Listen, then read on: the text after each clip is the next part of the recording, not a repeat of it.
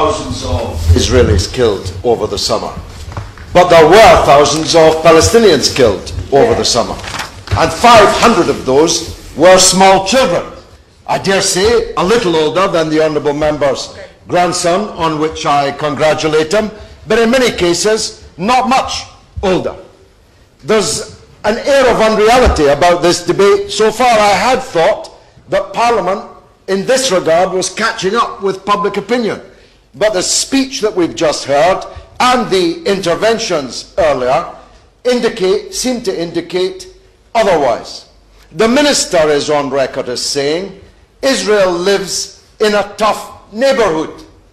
The problem is that Israel is living on top of somebody else's neighbourhood. And the attempt to equate violence from the illegally occupied with violence from the illegal occupier is preposterous, and yet repeated over and over again already in the short debate that we've had so far. It is illegal and moral right of an occupied people to rise up against their illegal occupier. And after all, it's not that the occupation just started. The West Bank and Jerusalem has been illegally occupied for 47 years. How much longer do you expect the occupied people to wait for their rights? All this poppycock about peace talks and the rest. There are no peace talks. There is no peace process. And contrary to what the honourable gentleman just said, there are not two countries involved in this. There's only one country which is occupying the land of another. You would think, perhaps it is the case, that members in here have no idea how all this started in this very building almost 100 years ago, when Mr. Balfour, on behalf of one people, offered to a second people the land which belonged to a third people, without consulting any of the three people involved.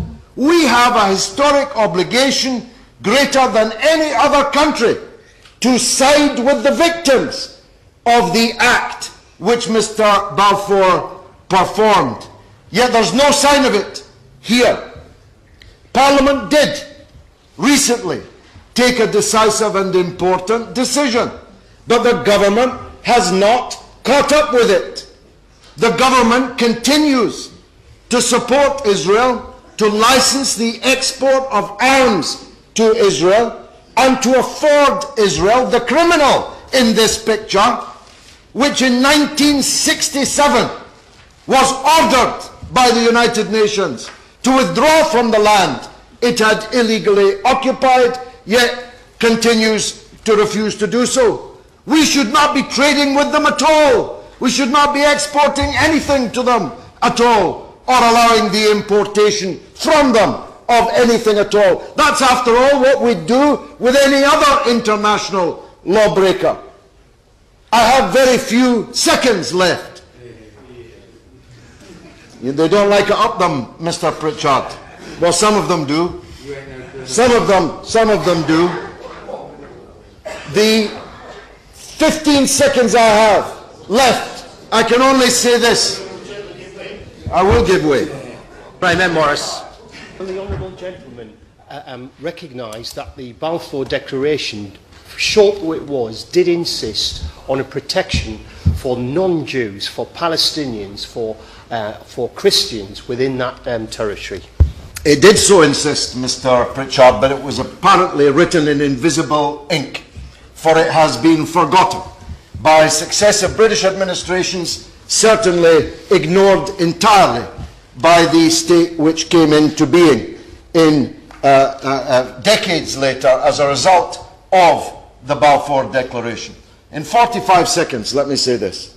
If honourable members think that Gaza has been an erupting sore of enormous international strategic importance, and indeed it has, then they better start thinking about Jerusalem.